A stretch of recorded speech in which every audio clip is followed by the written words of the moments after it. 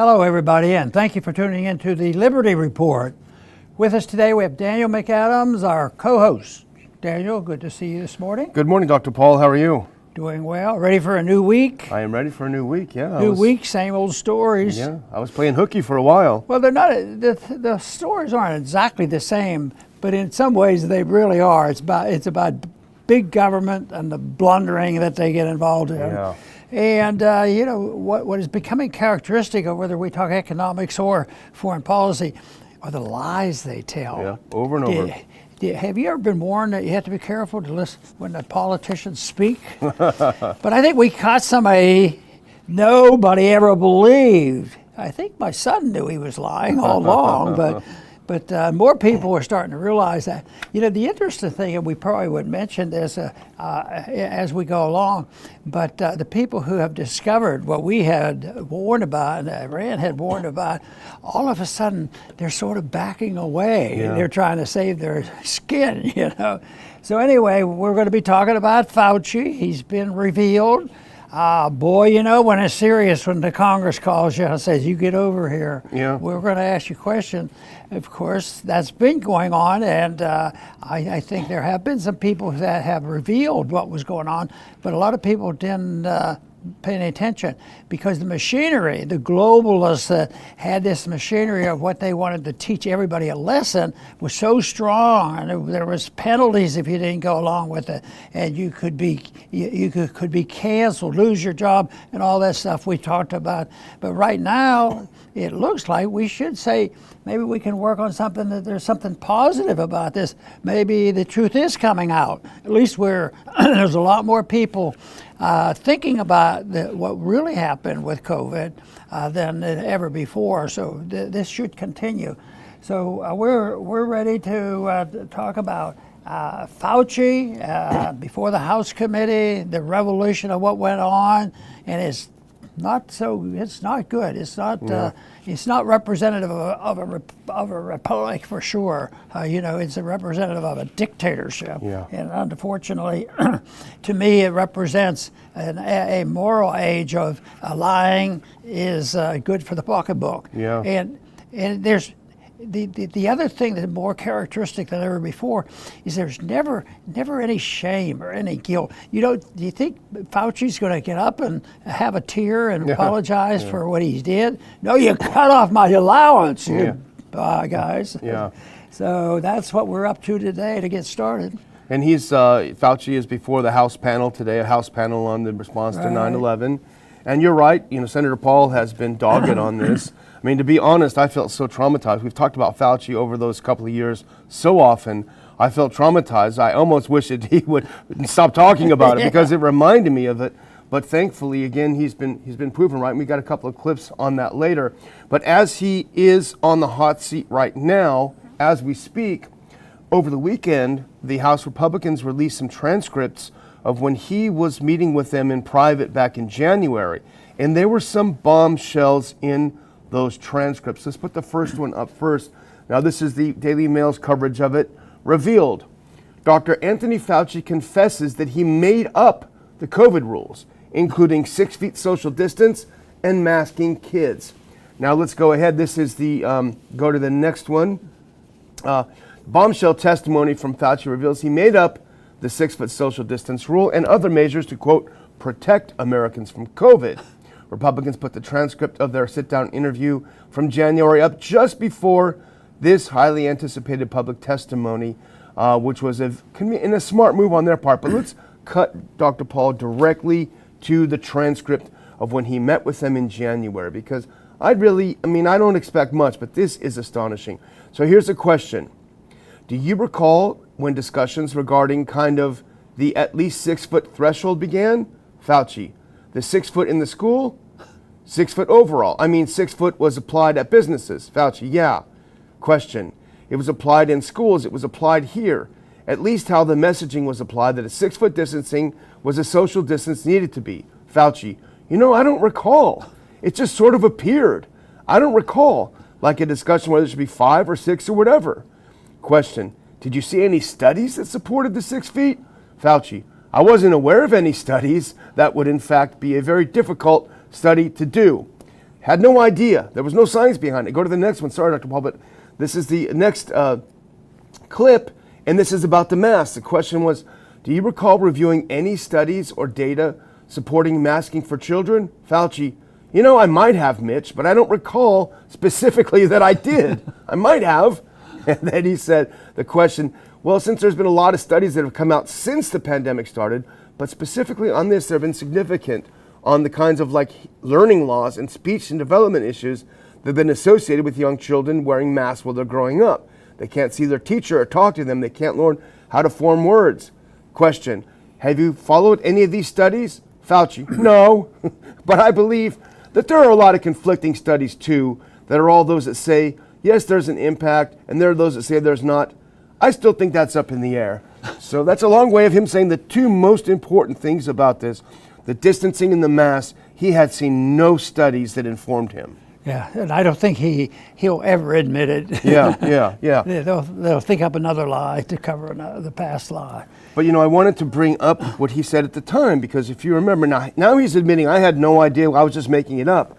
But remember when he attacked Senator Paul and Senator Cruz in a hearing about I am the science. I just want to refresh people's memory. So let's cue up that first clip and play 43 seconds of Fauci talking about how he is the science. If we can cue that first one up here. That first clip. There we go. Let's listen to that first 43 seconds as a reminder, because we all saw this as a reminder. Saving lives, and they do my job. And I'm going to be saving lives, and they're going to be lying. It seems another layer of danger to play politics around matters of life and death. Right, exactly. And to me, that's unbelievably bad, because all I want to do is save people's lives. I mean, anybody who's looking at this carefully realizes that there's a distinct anti-science flavor to this. So if they get up and criticize science, nobody's going to know what they're talking about. But if they get up and really aim their bullets at Tony Fauci, well, people could recognize there's a person there, so it's easy to criticize. But they're really criticizing science. They're really criticizing science. But the real Fauci says, I had no idea what I was doing. Professional liar. Yeah. What a tragedy. But unfortunately, we live in an age of this kind of nonsense going on, whether it's political court cases going on, whether it's lying about economics, and it has to be worse. Lying and cheating and stealing has been around for a long time, but it has to be really, really a bad set of circumstances right now. And I think that it's all, in a way, coming to a climactic position, whether it's going to end or get worse. I think that's the problem. If the authoritarians get more political power, they'll threaten you with jail. Yeah. They'll put you in jail if you don't do this. Or will this, the atmosphere, now the political atmosphere, the economic atmosphere, the foreign policy, and then this health institute, right now people will at least, I've never heard this before. If you suggest to them that why don't you have separation of medicine and state? What? Yeah. You do? Oh no! Everybody would be sick and die. Yeah. Turn it over to the government. They'll take care of you. Make sure the people who die are the ones they sing the lie and force them to take the shots. Yeah. And it is so bad. It's going to be a long time. But Fauci was suggesting he wanted to hide behind confusion. On everything you can find two positions on that, and they can hide behind too many studies and all, which is a drop of truth in that, yes, but that's the way it should be. From the very beginning, it should be voluntary, it should be academic, it should be this idea that he is science. That has to be one of the sickest things from anybody who's had any understanding of science. If you think you're going to determine science with this type of activity, but he believes that, but he also, the whole bunch of them, and we'll talk a little bit more about that, So, do you think somebody could be benefiting from financially from this? Politically, there were, and people did make a ton of money, and that, of course, influenced. And it wouldn't have influenced Fauci, though. He was only about saving lives. He was the science. Yeah, I mean, you talk about the harm to the military when they forced the vaccines, the harm to people who took them, people who trusted the state when the state told them to take them, and now they have turbo cancer and their hearts have exploded. It's horrible. If there's only one silver lining in this terrible chapter of our history, it's that a lot of people woke up, like you always say, and they saw that the mask had slipped a little bit. They saw the true nature of the state, which is an iron fist in a velvet glove, Yeah. you know. So they really did. Keep- Well, I wanted. Oh, sorry. Are you going on tonight? Because I was we gonna could show- talk a little bit more about the money. Yeah, I was going to show Rand first because Oh, yeah, Rand, okay. Rand was on with Maria on Fox over the weekend, and he gave us a little taste of his view. And because there's been a lot that's come out, and we're not talking about it on this show, but the secret stuff behind the scenes at the NIH is crazy. And Rand does a great job, better than I could. Let's watch a minute and 3 seconds of Senator Paul on Fox over the weekend. Fauci is going to be testifying tomorrow. What are you expecting? Well, you know, our investigation has confirmed that he did indeed lie. He committed a felony. He said that they did not fund, that the NIH did not fund gain-of-function, dangerous research in China. We now know that to be untrue. We know he committed a felony. But what we've discovered now is that there was a massive cover-up from the very beginning. There was a behind-the-scenes effort to change the opinion of people. Many of the Fauci colleagues all believed that the virus did come from the lab. Their opinions were all changed, but then all evidence was then covered up. They began using burner phones. They began using couriers. They said, we can't do things electronically. I can take things by hand to his house. It sounds more like the CIA than the NIH, but it's unbelievable the amount of things that went on. They say, oh, we're safe now. I've deleted all those emails. I think we're safe now. What in the world would they actually mean by we think we're safe now? So there was a massive cover-up, and there's so many people that need to be interviewed. In addition to Fauci, we have David Moran. Okay, there we go. Massive cover-up. Yes, you know, he suggested that the CIA, well, they were acting like a CIA. Like the CIA, yeah. And they probably were involved. And, you know, I wrote a little pamphlet not too long ago, and I talked about the coup. Yeah. And I believe the taking over of our government and the destruction of the republic didn't happen with a Sunday event, although I point out that in the 1960s with the assassinations was a big step in the wrong direction. But the coup, the coup is very evident. People would realize what I'm talking about when you look at the Justice Department. You know, and how Soros got involved in that, and how much that takeover is. How about the ability to control media and support all wars? Yeah. That's been going on, and that will continue to go on. But here now, it's becoming more. I think a lot of people said, not in the medicine, not the doctors. Yeah. They wouldn't be involved in this. But once again, it's another thing that this control of medicine. But does that mean you should never have helped the poor people? Yes, I'd love to help the poor people, and I practiced medicine one time when there wasn't any government medicine at all. And it worked a lot better than people think.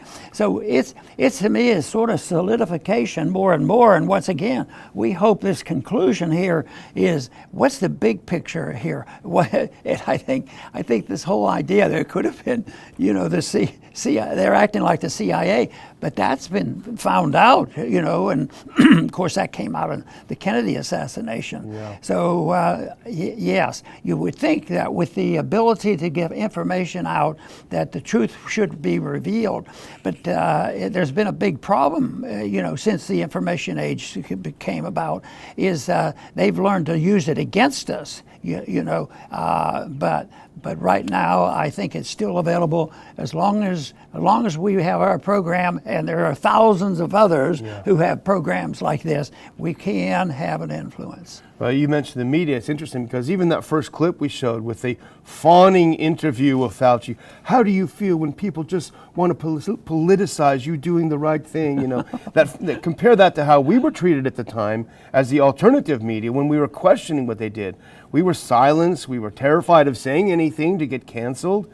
So you're absolutely right how the media plays that game. How easy has it been over the last several years in the political mess that we have, how careless they are in using the word fascism. And you know, there is something going on in this country which is called corporatism, which is a very biased and mixed up capitalistic free market system. And this corporatism is the precursor so often to fascism.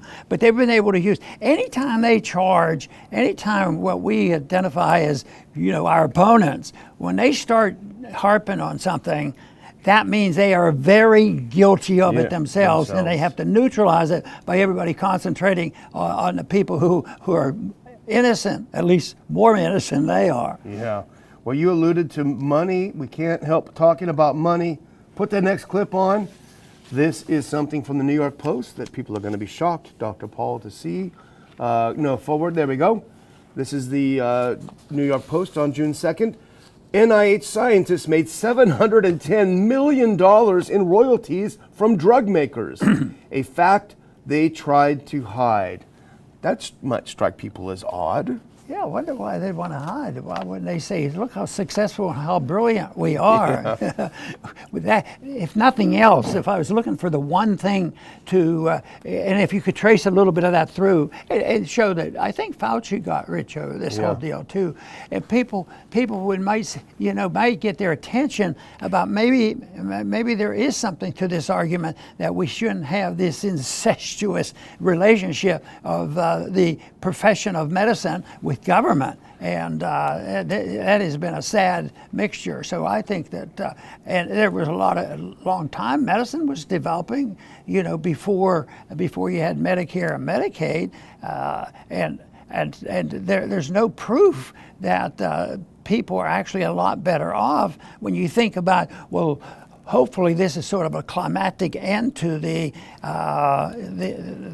bowing down to government medicine when they look at how well they managed COVID. Boy, that was a wonderful job. Yes, but we were always motivated by saving lives. Yeah, that's right. Heroes in error. It's funny, literally as you said the word incestuous, I was writing on my notepad that exact word. Uh-oh, we're in trouble if we're thinking the right word. But I think most people would think, oh, the people at NIH, they are public employees, they are just dedicated public workers. And then when they look at this, they realize, well, hang on a minute. They were making tons and tons of money. And it is like an incestuous triad because you have the medical establishment, you have government, and you have big pharma, all three colluding and getting rich and having the full force of the U.S. government to shut anyone down who questions it. Now, here's from that article. Let's look at this first clip from it because go back one, if you can.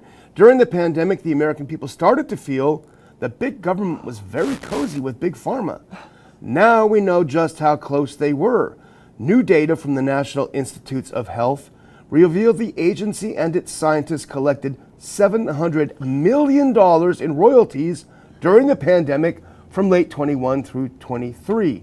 These are payments made by private companies like pharmaceuticals to license medical innovations from government science. So does anybody believe that these government scientists who are standing to make millions and millions of dollars are really going to do due diligence on these vaccines and say, hang on a minute, let's wait and test this more, you know?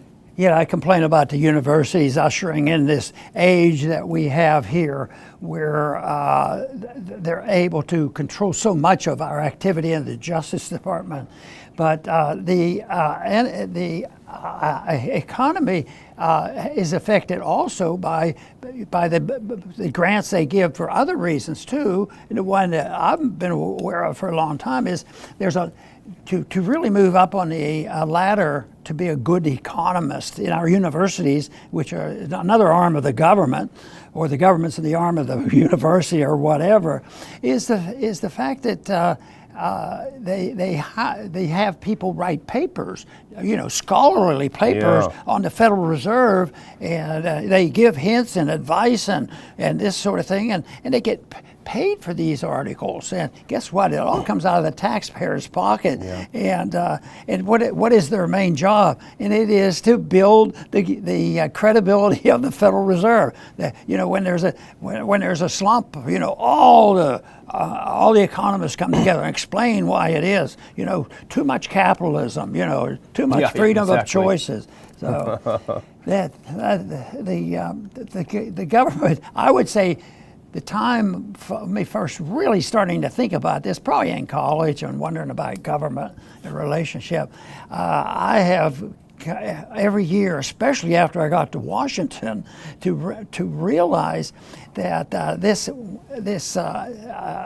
collusion of all efforts with government, and government was too big, and then the best conclusion was, well, boy, this won't be hard to fight because they're disobeying the Constitution. Yeah. So I think they've disobeyed the Constitution on a little bit of this stuff too. Yeah, that's absolutely true. The sickest irony of this whole thing is that these guys collected millions and hundreds of millions of dollars from Big Pharma, but the people who were injured from their negligence can't sue the government. They're all protected, So it's awful, but it's coming out. The truth is coming out, and we should be happy. But I guess, are you ready to move on to our favorite first son? The big guy, the little guy, Hunter Biden. His trial started today. Usually we don't have a lot of stuff on Mondays, but this is a big one. Skip ahead a little bit to Hunter Biden's gun trial starts today. This is from Politico. Hunter looks pretty confident there. He's going into the courtroom. Hunter Biden's gun trial starts today. Here's what to know. What do you think, Dr. Paul? Well, my first thought came, he's in big trouble. He bought a gun. Yeah. It's illegal. Oh, yeah, and he was still doing drugs as well, and that's illegal. And I thought, boy, a libertarian's going to have a tough time. But, if they had to fight that, they'd have to explain, I want this case thrown out because it's not constitutional. We're not supposed to have those kind of federal laws, at least. So, but that didn't happen. It's a big deal. But they were doing that on purpose. But he did have, and another one libertarians would do away with. He didn't follow all the IRS rules either. Yeah. We could do away with that one too. Boy, the prisons would be emptied. So, but it's also a lot of maneuvering goes on. And Biden has already, and it's a mixture with what his father's been able to do, and getting this special treatment, and the wheeling and dealing and the trading. I would say you could almost predict what the results will be. It'll probably be not exactly like Trump did in the courts. Yeah. Trump didn't do quite as well, but. This is one thing that I think is so important that they realize, that it's the corruption in government, and people say, well, everything would be runaway, everything would be wrong. No, there would be more self-government. There'd be more local government. They would actually have. Now think about this. This is a real dream. What if you did have a city, and the city agreed that we should have some moderate police protection, let them patrol the streets, and arrest people when they're breaking doors down and robbing banks and robbing stores, and that there should be some way of handling that. But what happens if those individuals are never arrested, even if they're found to be felons and have committed violent crimes, coming into the country illegal, and they don't get touched, and then you have another group of people. All you have to do is concoct something, and they're able. There's one thing that goes around the Republicans right now. Trump is the only one, and he's suffering for all of us. And I don't believe that. Yeah. I believe there are millions of people out there that have suffered. I think that was one of the reasons why my district never held it against me for saying the drug laws make no sense, because their families had suffered from it. You know, they have a 16-year-old kid that got caught smoking a marijuana cigarette and put in prison. You know, for that. So I think that's that is changing, but right now we still need a lot of work. And you know, I try to make it simple. And they said, well, how are you going to solve all these hundreds and hundreds of laws that you can't, the government can't do anything you can't do. If Daniel, you're not allowed to come into my house and take stuff, you can't send the congressman to do it. So that's so simple. You can't steal. And what do you do? Do you need the United Nations? And do you need to turn this into an international criminal system for doing this? No, it's you just can't steal from people. You can't commit aggression. And believe me, you could get along with a lot less government. But you know, the founders were right.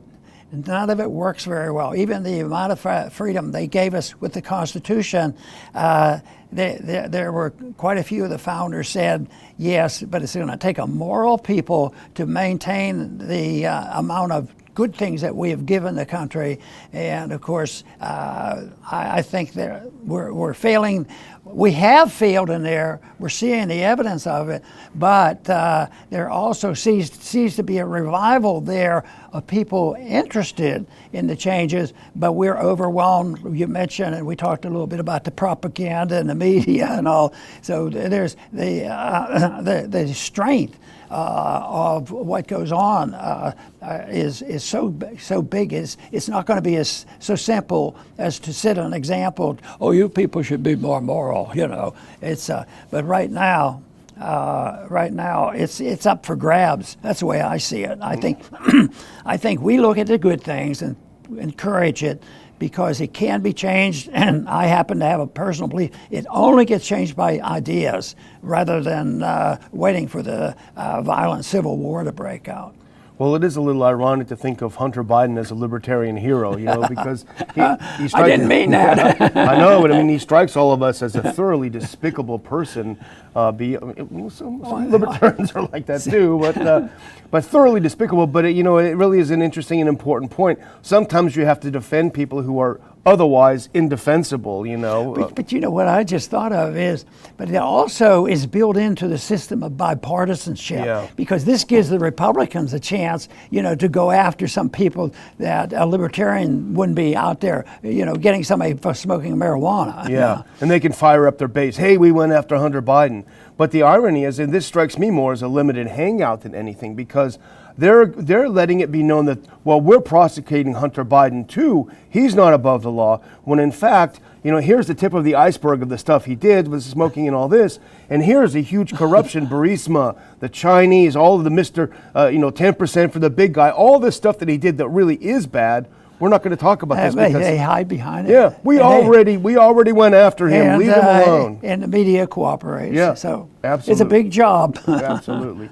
Well, the last thing we want to look at, and it'll be a quick one because we're getting to the end, but you notice this on antiwar.com, Israeli Finance Minister Smotrich, now we got to skip ahead a couple to that, Israel Smotrich, threatens to turn the West Bank into ruins like Gaza. Now, Gaza's already ruined. I think 30-some% of it is uninhabitable. But the Israeli finance minister has threatened Palestinians in the West Bank that Israel could turn their cities into ruins like the Gaza Strip. His threat comes as violence from Israeli soldiers and settlers in the West Bank against Palestinians continues to escalate. This is written up by Dave DeCamp in antiwar.com. So he's basically threatening the people in the West Bank that, look, you guys are going to become like Gaza too. We're going to wipe you all out. Well, I put most of the blame on big government, bigger than just our government, but it was a collusion between United States and some other UN members. But the United Nations in 1948, set the stage for this, and it should have been predictable, and it's continued on, and they still support it. Oh no, we're for a two-state solution, one-state solution, and they talk about it. But boy, when you read between the lines, both sides are capable of being pretty darn vicious, and that's what happens. That's the result of not adhering to that more idealistic argument of people, local home, from family, local community, and people believing in the non-aggression principle. A completely different approach. Now it's just, total violence, big government, and here we are. How many entangling alliances are we involved in? More than one, more than two. And, the United States wasn't quite ready for the League of Nations, but boy, they've been gung-ho over. Well, they've been gung-ho over the United Nations, but less so. Yeah. There's some people now questioning those things.